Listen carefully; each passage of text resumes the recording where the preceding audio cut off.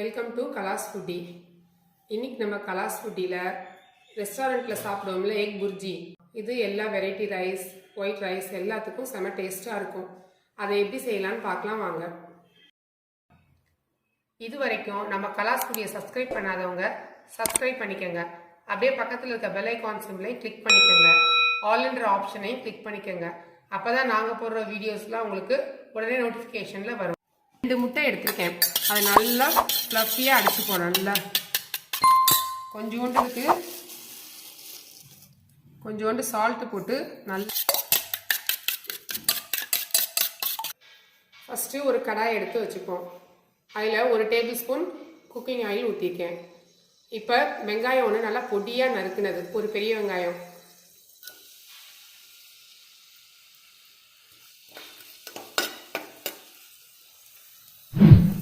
இது ரொம்ப நேரம் வதங்க வேண்டாம், சும்மா லைட்டாக குக் பண்ணால் போதும். அதான் புர்ஜியோட ஸ்டைலில் அதான். இஞ்சி ஒரு 1/4 இன்ச்சு நல்லா பொடியாக துருவுனது. இது ஒரு நல்ல ஃப்ளேவர் கொடுக்கும் இந்த புர்ஜிக்கு.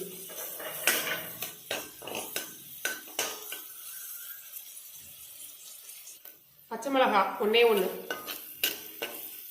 இப்போ மசாலாலாம் ஆட் பண்ணிப்போம். மஞ்சள் தூள் 1/4 டீஸ்பூன், மிளகாய் தூள் 1/4 டீஸ்பூன்,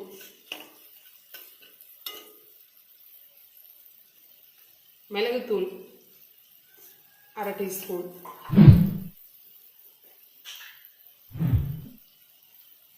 ஜீரகப்பொடி 1/2 டீஸ்பூன்,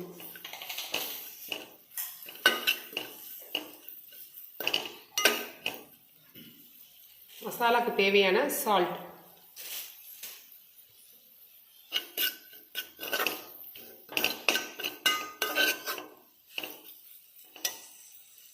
இப்போ நம்ம நல்லா அடிச்சு வச்ச எக்கை இப்படி ஊற்றுவோம்.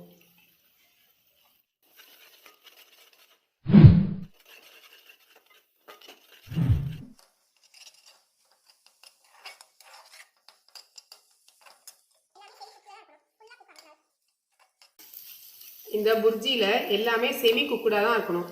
எதுவுமே கம்ப்ளீட்டாக குக் ஆகக்கூடாது. ஒரு 90% தான் குக் ஆகிருக்கணும். அதான் இதோடைய ஸ்பெஷாலிட்டி.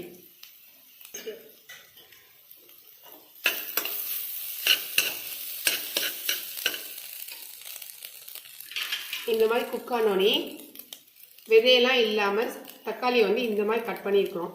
இதை இப்போ தான் சேர்க்கணும். ஏன்னா நம்ம விதை உள்ளதை லாஸ்ட்டாக சேர்த்தோம்னா அது ஒரு எக் புர்ஜி கொஞ்சம் ஜூஸி ஆயிரும். அந்த டேஸ்ட் நல்லா இருக்காது. இந்த மாதிரி சேர்த்தோம்னா தான் நல்லாயிருக்கும். ட்ரையாக இருக்கும்போது நல்லாயிருக்கும். இதே மாதிரி ட்ரை பண்ணி பார்த்தீங்கன்னா சூப்பராக இருக்கும். இப்போ ஃபைனலாக அதுக்கு கட் பண்ணி வச்ச மல்லித்தலை பொடியாக இதில் ஆட் பண்ணிடணும்.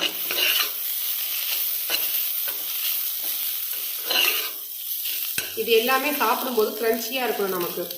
அதான் எக் புர்ஜி. இப்போ டேஸ்டான எக் புர்ஜி ரெஸ்டாரண்ட் ஸ்டைலில் ரெடி ஆயிடுச்சு.